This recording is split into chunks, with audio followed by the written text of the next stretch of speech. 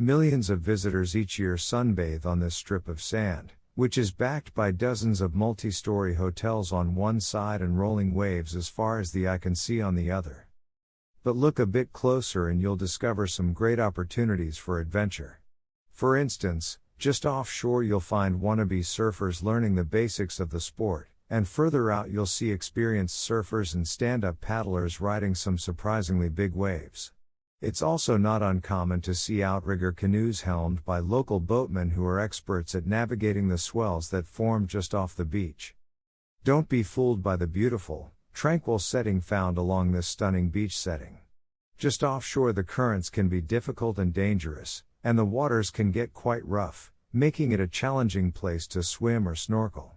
When venturing out into those waters, be sure to take caution, or you may find yourself on a bigger adventure than you had ever asked for.